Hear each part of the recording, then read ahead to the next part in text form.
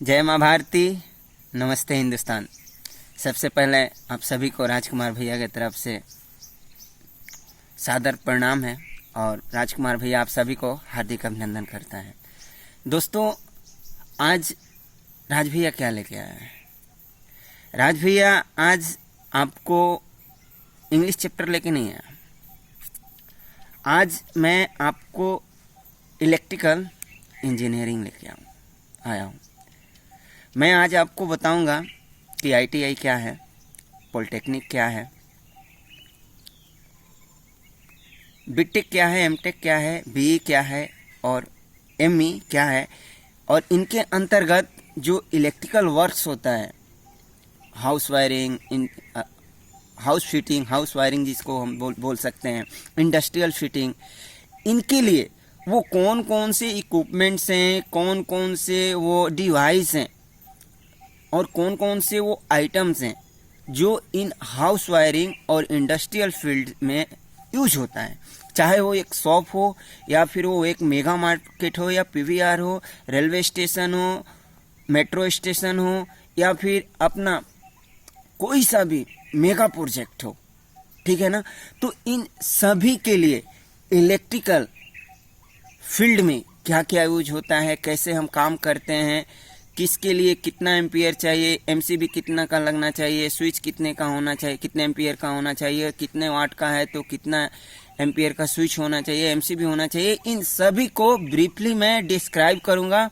और मैं आपको बता दूं, हो सकता है ये वीडियो 30 मिनट से ज़्यादा हो, पर भैया आपसे रिक्वेस्ट कर रहा है, आज मैं जो दूंगा ना ये परफेक्ट ही नहीं बल्कि ये राज भैया की प्रैक्टिकल लाइफ है विथ वंडरफुल स्टडी। समझते हो? मीन्स मैंने इससे अपने हाथों से किया ही, बट अपनी नज़रों से, अपनी आंखों से इनके बारे में ब्रीफली स्टडी किया। ठीक है दोस्तों, वो चीज़ मैं आप सभी को शेयर करने जा रहा हूँ, आप सभी के लिए, चाहे वो काम करने वाले हैं, जो टेक्निकल हैंड सीखना चाहते हैं उनके लिए भी बेनिफिशियल है, जो अंडर इंजीनियरिंग है इलेक्ट्रिकल फील्ड में उनके लिए भी ज़रूरी है, और जो बनना चाहते हैं उनके लिए तो उससे भी बेहतर है। ठीक है, देखिए सबसे पहले हम चलते हैं हाउस वायरिंग में, ठीक है ना, और जानते हैं कि हाउस वायरिंग में हमें किन किन डिवाइसों की आवश्यकता होती है जिससे हमारे इलेक्ट्रिक इक्विपमेंट कंट्रोल होते हैं और उनको क्षति होने से वो बचाता है। ठीक है, तो सबसे पहले हम देखते हैं कि हमें इलेक्ट्रिक वायर के लिए सबसे पहले स्टार्टिंग में और क्या होता है। देखिए सबसे पहले हम किसी भी घर की फुटिंग होती है तो उसमें लिंटर होता है। लिंटर में सबसे पहले हम पीवीसी पाइप कंड्यूट करते हैं, ठीक है ना। पीवीसी पाइप के बाद हमें जरूरी होता है स्टील वायर, स्प्रिंग वायर भी कितने लोग बोलते हैं, तार खींचने के लिए पाइप में डाल के, ठीक है ना। उसके बाद हमें क्या चाहिए होता है, फ्यूज। फ्यूज भी बहुत तरीके से आते हैं, एसी और डीसी, दो तरीके से फ्यूज आते हैं। डीसी के लिए अलग यूज है और एसी के लिए अलग, एक लो वोल्टेज के लिए, एक हाई वोल्टेज के लिए फ्यूज यूज किया जाता है, ठीक है ना। और ईएलसीबी, अर्थ लीकेज सर्किट ब्रेकर, मैं आपको बता दूं इसका वर्क क्या है। ईएलसीबी कहीं पे भी अगर सर्किट शॉर्ट होता है ऑन द स्पॉट, उसी टाइम पूरी लाइट को वो कट आउट कर देता है। ये काम है एलसीबी स्विच की, ठीक है ना। और एमसीबी, मिनिएचर सर्किट ब्रेकर, ठीक है। मिनिएचर सर्किट ब्रेकर और स्विच में मैं आपको एक चीज बता दूं कि मिनिएचर सर्किट ब्रेकर जो होता है वो किसी भी इक्विपमेंट को क्षति होने से पहुंचाता है, और स्विच का केवल काम है कि वो उस इक्विपमेंट को ऑन ऑफ करे, मीन्स उसको बंद या चालू करे, ठीक है ना। ये रहा एमसीबी और स्विच में फर्क। मैं आपको बता दूं, स्विच इलेक्ट्रिक इक्विपमेंट को केवल रन एवं रन कट आउट करता है, ठीक है ना, पर एमसीबी उस इक्विपमेंट को जलने से, बर्बाद होने से बचाता है, ट्रिप हो जाता है, इसीलिए इसका नाम ही रख दिया गया मिनिएचर सर्किट ब्रेकर। एक होता है एमसीसीबी। एमसीसीबी मैं आपको बताऊंगा, ये पैनल में यूज होते हैं अधिकतर, ठीक है ना। मैं इंडस्ट्रियल फील्ड में चलूंगा तो मैं आपको बताऊंगा। एमसीसीबी का फुल फॉर्म होता है moulded circuit moulded case circuit breaker, ठीक है। उसके बाद है TP, triple pole. Triple pole आपने देखा होगा, एमसीबी आता है इतना बड़ा होगा और उसमें 3 होगा, मतलब ऑन ऑफ करने के लिए उसका ट्रिपल पोल होता है, उसको हम टीपी बोलते हैं। उसके बाद आता है टीपीएन। टीपीएन में क्या है मैं आपको बता दूं, टीपीएन ये ज़्यादातर डिस्ट्रीब्यूशन बोर्ड के मेन बोर्ड के पास ये सभी ज़्यादातर यूज होते हैं, ज़्यादातर क्या मोस्टली, ठीक है ना, वहीं पे यूज़ किया जाता है। ये होता क्या है, ये मेन स्विच का काम करते हैं। डीपी स्विच आपने सुना होगा, ये उसी का काम करते हैं। टीपीएन ये भी वही वर्क करते हैं, ठीक है ना। अब वन वे स्विच मैं आपको बताया हूँ किसी भी इक्विपमेंट को ऑन ऑफ करने के लिए। टू वे स्विच, दो स्विच से किसी एक बल्ब को, ट्यूब को, किसी भी लाइट को ऑन ऑफ करने के लिए टू वे स्विच यूज़ किया जाता है। ज़्यादातर स्टेयर में, बाथरूम में या फिर अपना घर से बाहर निकलते समय बालकोनी की लाइट या फिर अपना इन फ्रंट ऑफ हाउस की लाइट को के लिए हम टू वे स्विच का उपयोग कर सकते हैं। उसके बाद बेल पुश जानते ही हैं, ये इंडिकेशन देता है कि कोई पब्लिक आपके घर के दरवाजे के सामने खड़ा है, वो कोई किसी को बुला रहा है, ठीक है ना। तो ये इंडिकेशन के लिए बेल स्विच होता है। उसके बाद है फैन रेगुलेटर। फैन रेगुलेटर आप जानते ही हैं कि फैन की स्पीड को कम या ज़्यादा करने के लिए फैन रेगुलेटर का यूज़ किया जाता है। उसके बाद वाटर बेल। मैं आपको वाटर बेल बता दूं कि वाटर बेल है क्या। वाटर बेल एक्चुअली मैं आपको बता दूं कि जब हम मोटर चालू कर देते हैं ना, तो टंकी की पानी फुल हो जाती है, पर हमें मालूम नहीं होता है कि पानी गिर रहा है, वेस्ट हो रहा है कि नहीं हो रहा है। इसलिए हम वाटर बेल का यूज़ करते हैं। वाटर बेल अगर हमने लगा दिया तो जैसे टंकी फुल होता है, वाटर बेल बजने लगता है, ठीक है ना। और उसके बाद थ्री फेस चेंज ओवर, ये एक इलेक्ट्रिक फील्ड की सबसे लाजवाब टेक्नोलॉजी है। ये सिंगल फेस से थ्री फेस आपको देता है। जहाँ कहीं पे भी अगर थ्री फेस नहीं गया है और वहाँ पे थ्री फेस की फैसिलिटीज नहीं है, तो हमें सिंगल फेस से थ्री फेस बना के देता है, जिसको हम बोलते हैं थ्री फेस चेंज ओवर, ठीक है ना। ये भी मेन बोर्ड के पास यूज़ करते हैं। चेंज ओवर का यूज़ क्या है मैं आपको बता दूं। चेंज ओवर लाइट और जनरेटर या सोलर सिस्टम आप रखे हो घर पे, तो आप कभी क्या होता है, कई बार लाइट चली जाती है तो जनरेटर चाहिए, तो आप चेंज ओवर एक ऐसा है कि इसकी जो लोड होता है बीच में होता है, और ऊपर की तरफ लाइट रखो जनरेटर, या फिर नीचे की तरफ लाइट या जनरेटर रखो।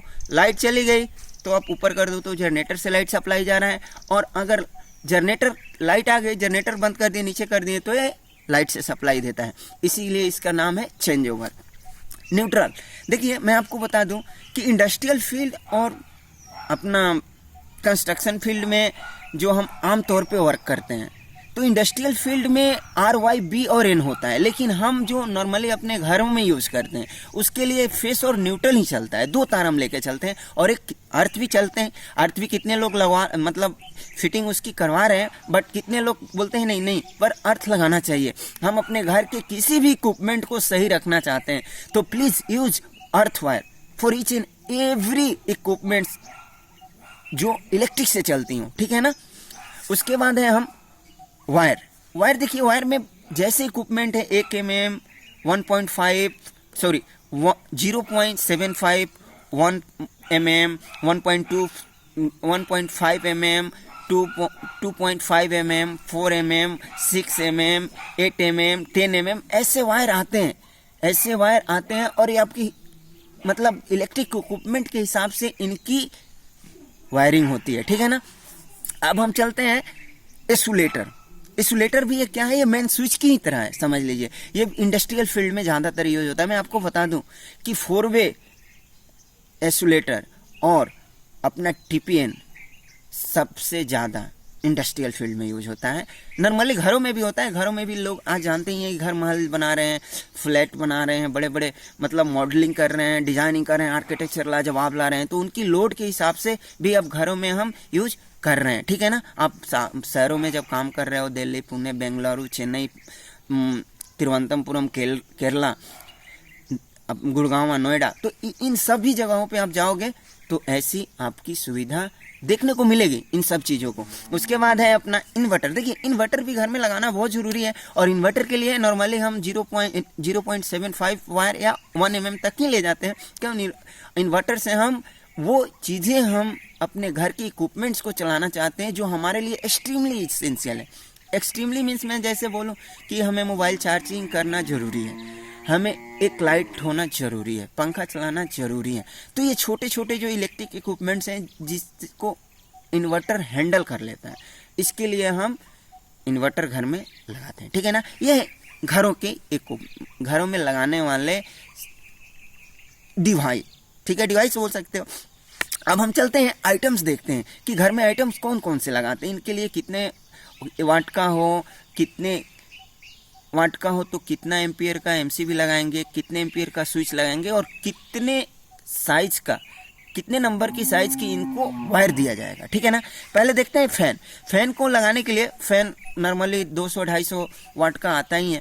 इसके लिए आप 6 से 10 एम्पियर एमसीबी रखें और इसका स्विच 6 एम्पियर रखें और वायर 1 mm से 1.5 mm आप रख सकते हैं। उसके बाद है अपना वाटर हीटर। वाटर हीटर के लिए आप एम्पियर सेम रखें, 6 mm 10 mm एम्पियर एमसीबी रखें और इसका स्विच 16 एम्पियर रखें, ठीक है ना, क्योंकि वाटर हीटर है। मैं आपको बताऊं कि स्विच का वर्क अलग है और एमसीबी का वर्क अलग है, ध्यान रखोगे, ठीक है ना।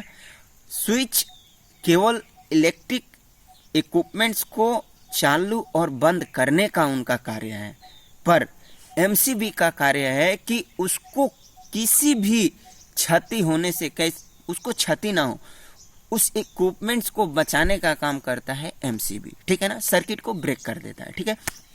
उसके बाद है रूम हीटर। रूम हीटर के लिए सेम साइज एमसीबी और अपना स्विच और वायर सेम साइज रहेगा। मिक्सर और जूस के लिए सेम वायर, सेम एमसीबी और सेम स्विच। रेफ्रिजरेटर में भी हम सेम रखेंगे, नो प्रॉब्लम। हम 1 mm की भी वायर इसके लिए ले सकते हैं, 1.5 mm के भी और 2.5 mm के भी।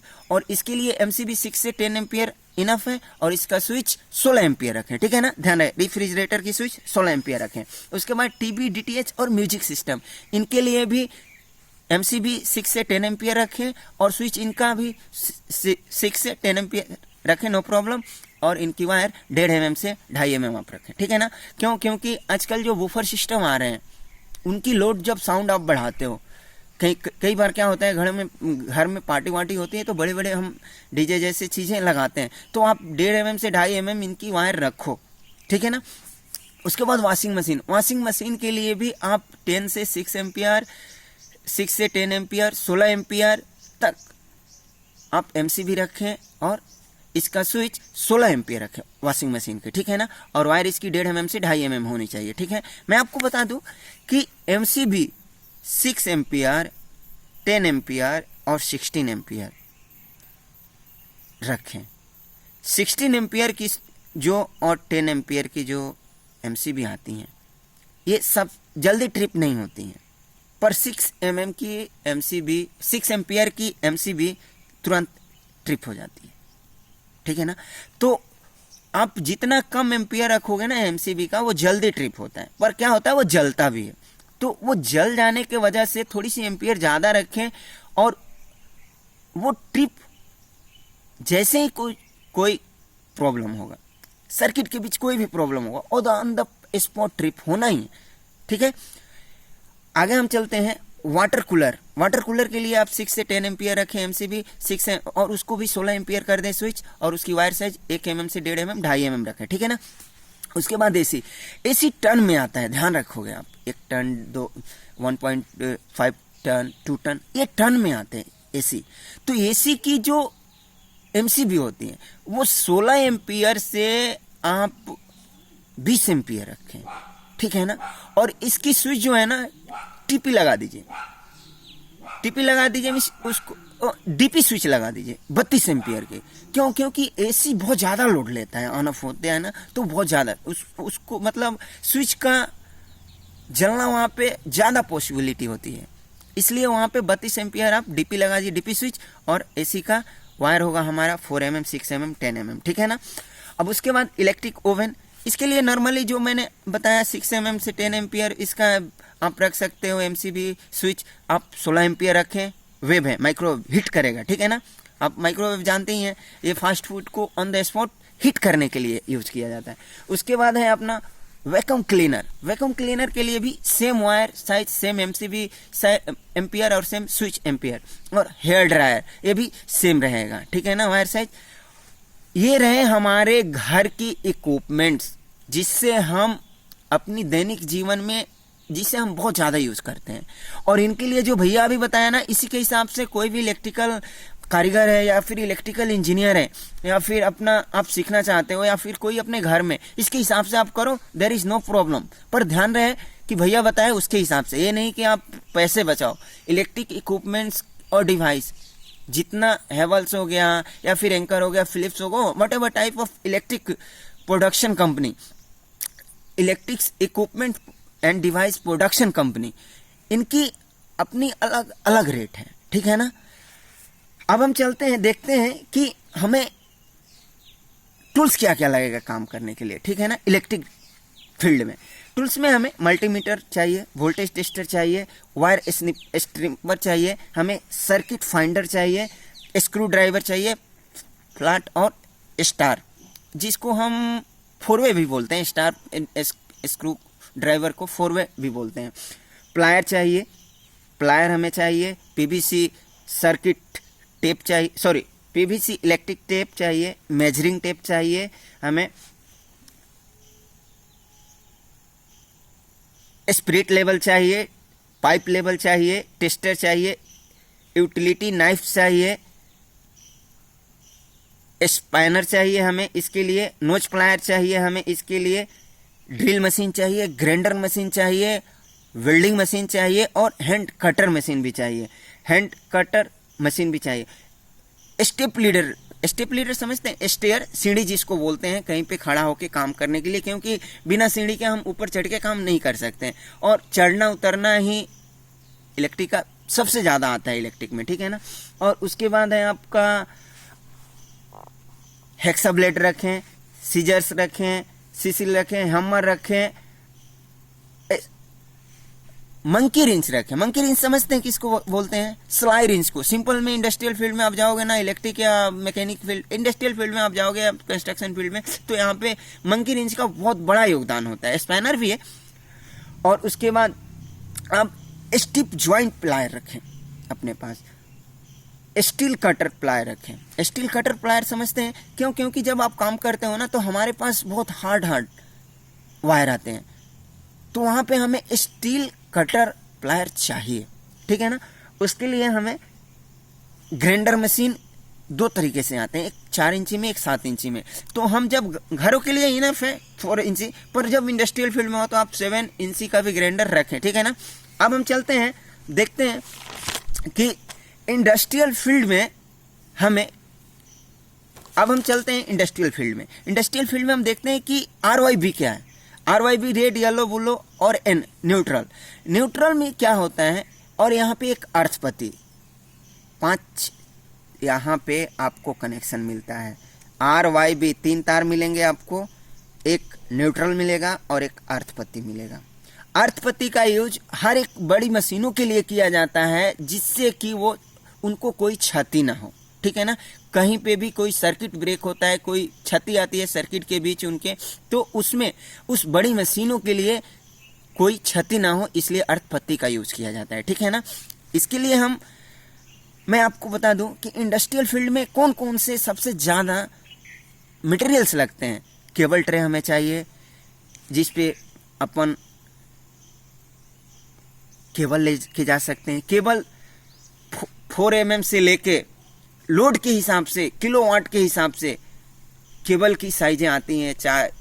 4 इंची से लेके 6 इंची, 1 feet, 2 feet, 3 feet, 4 feet, 5 feet, 6 feet, जितना ज़्यादा केबल जाएगा उतना बड़ा हमें ट्रे लगता है। GI ट्रंकिंग क्या है मैं बताता हूँ आपको। GI ट्रंकिंग स्पेशली किसी मशीन को केबल, जैसे हम 16 mm, 20 mm, 12 mm, 10 mm की केबल लेके 2, 3, 4 जा रहे हैं, तो GI ट्रंकिंग का यूज किया जाता है। वो कवर होता है, स्क्वायर बॉक्स के जैसे होता है, और उसके थ्रू हम केबल ले जाकर, और मशीनों की बड़ी बड़ी मशीनों, जैसे बड़ी फ्रीज हो, बड़े मिल्टराइजर मशीन हो गई, बड़ी प्रिंटिंग मशीन हो गई, बड़े अपना बड़ा अपना वॉशिंग मशीन हो गया, इन सभी का कनेक्शन करने के लिए हम लेके जाते हैं, तो GI ट्रंकिंग का यूज किया जाता है। उसके बाद हमें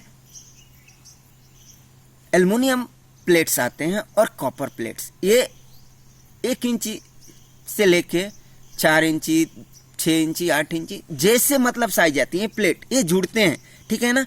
मैं बताऊंगा कहाँ से जुड़ते हैं। उसके बाद केबल लॉग्स आते हैं। केबल लॉग्स बता दूं, ये एल्युमिनियम के भी होते हैं और कॉपर का भी होते हैं। ये केबलों के जो 4 वे केबल आते हैं तो उनमें क्या होता है, केबल के मुंह पे इनको ज्वाइंट कर दिया जाता है और ज्वाइंट करके इनमें nut bolt, hexa nut bolt कसने की साइज होती है, तो इसकी फिटिंग हैवी होती है, इसलिए हम केबल लॉक का प्रयोग करते हैं, ठीक है ना, इंडस्ट्रियल फील्ड में भी और अपने हाउस फील्ड में भी, ठीक है ना।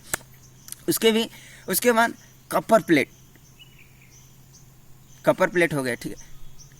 केबल ज्वाइंटर पत्ती भी आती है, ठीक है ना। उसके बाद थ्रेड रड क्या है कि हम जब ट्रे को ऐसे हैंगिंग करते हैं ना तो बुलेट फास्टनर आते हैं, बुलेट फास्टनर mm के हिसाब से आते हैं और थ्रेड रड भी mm से हिसाब से 4 mm, 6 mm, 10 mm जैसे लोड है उसके हिसाब से बुलेट फास्टनर और ये थ्रेड रड का यूज किया जाता है और ये हम हैंगिंग करते हैं इसके थ्रू, ठीक है ना। बुलेट फास्टनर हम सेलिंग में मार देते हैं ड्रिल मशीन के होल के थ्रू और उसके बाद हम थ्रेड रड को टाइट करके उस पर अपना हैंगिंग कर देते हैं नट बोल्ट के सहारे, ठीक है ना, बोल्ट के सहारे, ठीक है ना, नट के सहारे, बोल्ट के सहारे नहीं। उसके बाद बोल्ट भी बहुत तरीके से आते हैं, अपने जे बोल्ट आते हैं, यू बोल्ट आते हैं, एक्स बोल्ट आते हैं, बहुत सारे तरीके से आप इंडस्ट्रियल फील्ड में जाओगे तो आपको बोल्ट भी मिलेगा। अब मैं आपको एक चीज बता दूं यहाँ पे कि इंडस्ट्रियल फील्ड में पैनल्स बहुत ज्यादा यूज होता है। तो सबसे पहले हम जान लें कि पैनल्स में क्या क्या चीजें होती हैं। पैनल्स में लगता है स्विच गियर, MCCB मैं आपको बताया ना कि सबसे ज्यादा ये पैनल में यूज होता है। कनेक्टर पत्तियां होती हैं एल्युमिनियम या कॉपर की, वो कनेक्टेड होती हैं। LPC volt meter, sorry PLC volt meter, वो वोल्ट बताएगा, ठीक है ना। और उसके बाद वन में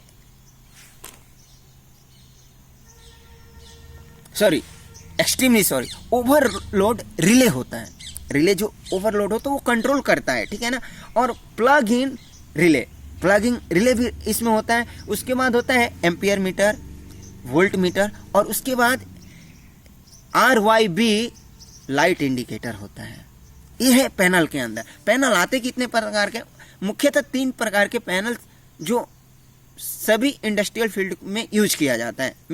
जैसे PLC पैनल हो गया, PLC का क्या, प्रोग्रामेबल लॉजिक कंट्रोलर होता है ये, ठीक है ना, PLC का फुल फॉर्म। और उसके बाद DCS का फुल फॉर्म होता है डिस्ट्रीब्यूटेड कंट्रोल सिस्टम, ध्यान रखेंगे। ये 2 पैनल एक्सट्रीमली एसेंशियल। उसके बाद आता है RTU क्या है, ये रिमोट टर्मिनल यूनिट है, ध्यान रखोगे आप, ये भी इंडस्ट्रियल फील्ड में यूज होता है। और इसमें एक चीज होता है SCADA, जिसका फुल फॉर्म होता है supervisory control and data acquisition. ये क्या करता है, मॉनिटरिंग करता है और कंट्रोल करता है, ठीक है ना, ध्यान रखोगे इस चीज को। अब मैं बता दूं कि ये पैनल कितने प्रकार के होते हैं, ठीक है दोस्तों। पैनल मैं आपको बता दूं, MCC भी बताया आपको,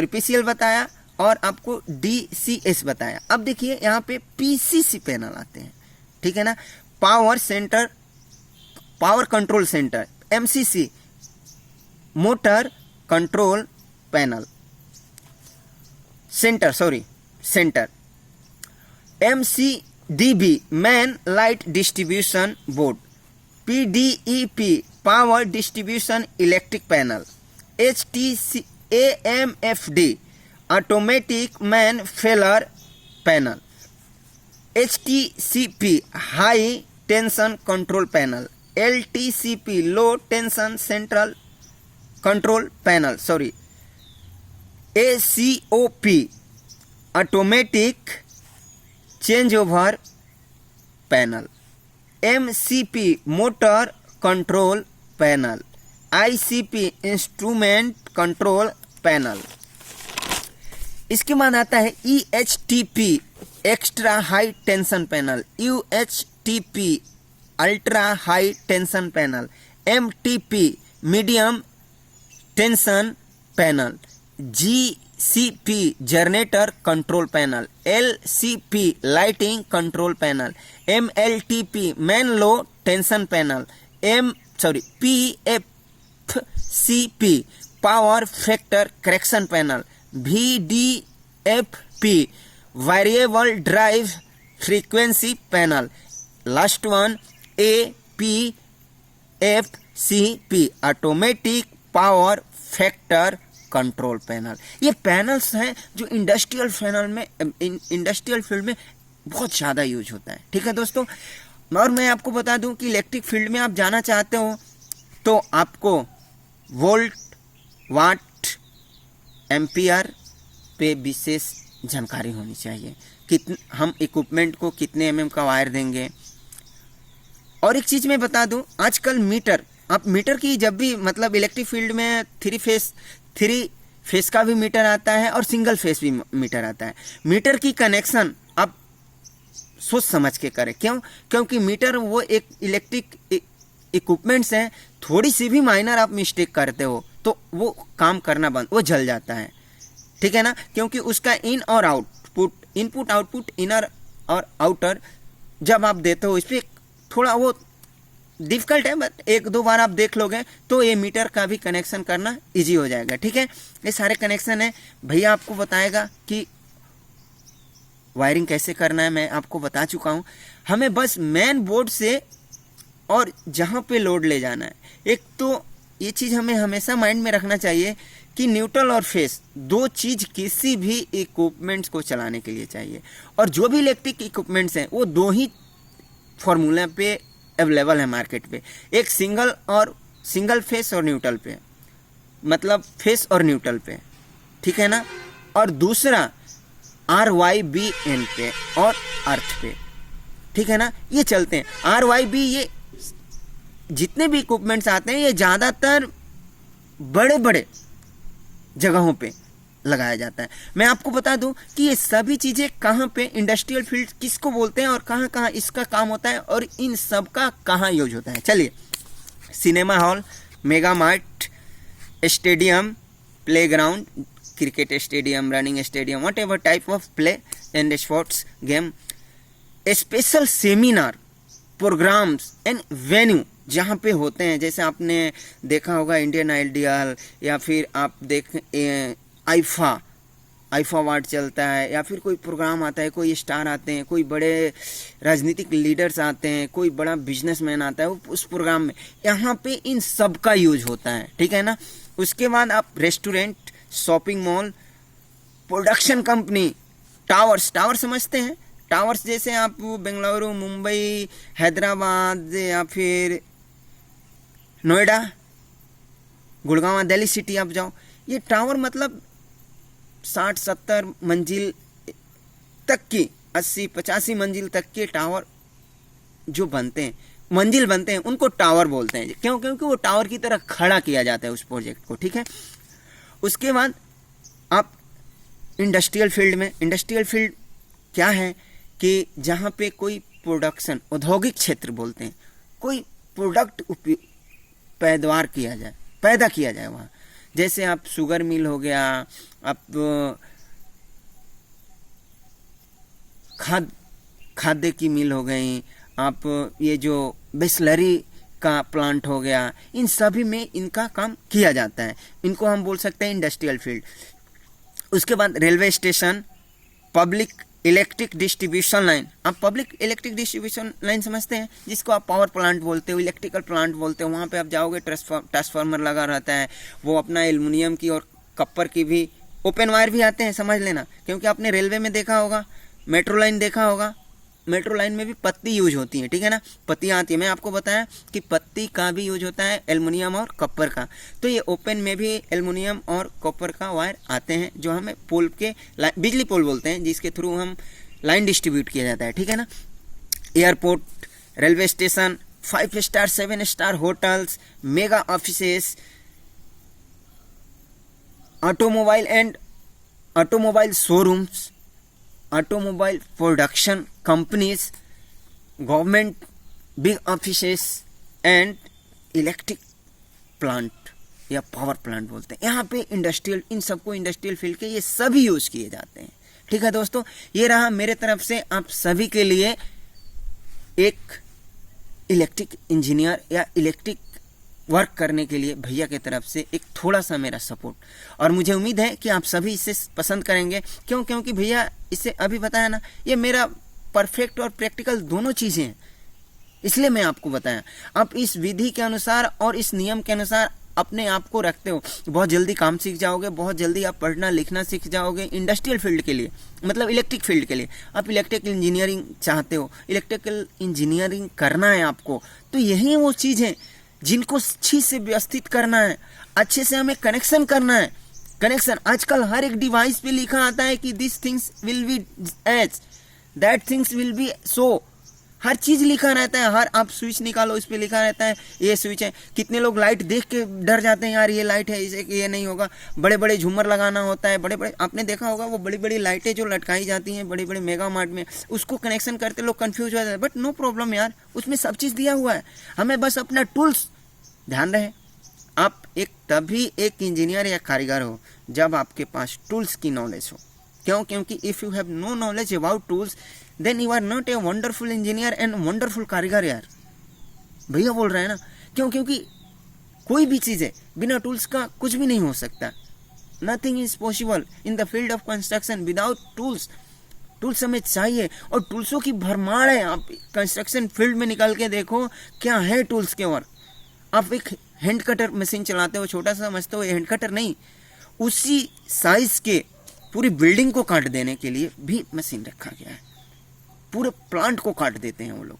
तो अब मतलब आपकी ये क्या है, दिमाग नजरें जितना देखेगी उतना इनोवेट होता है हमारा माइंड। तो इसलिए आप पढ़ें, अच्छा बने, इलेक्ट्रिकल इंजीनियर ऐसे बने, इलेक्ट्रिकल कारीगर ऐसे बने कि आपके जैसा कोई नहीं हो। काम सभी करते हैं, पर क्यों कोई कहता है कि नहीं मुझे इसी से काम कराना है? क्यों कहता है कोई व्यक्ति कि नहीं ये बंदा ही मेरे पास रहेगा, नहीं मैं इसको इतना दे सकता हूँ, चलो कोई बात नहीं इतना ले लो। क्योंकि यहाँ पे कारीगरी का काम होता है और कारीगर की मजदूरी कोई नहीं रोक सकता। ठीक है दोस्तों, अंत में भैया जाते जाते एक बात आप सबसे कहता जाएगा कि दोस्तों कहाँ और कब बोलने से बेहतर है कि कहाँ और कब हम चुप रहें। ठीक है, wishing you all have a wonderful day, fantastic future, may God fill your life as per your wish and choice. Bye bye, see you. मिलते हैं नेक्स्ट वीडियो में, भैया लेके आएगा what is mechanical engineering. Okay, bye bye.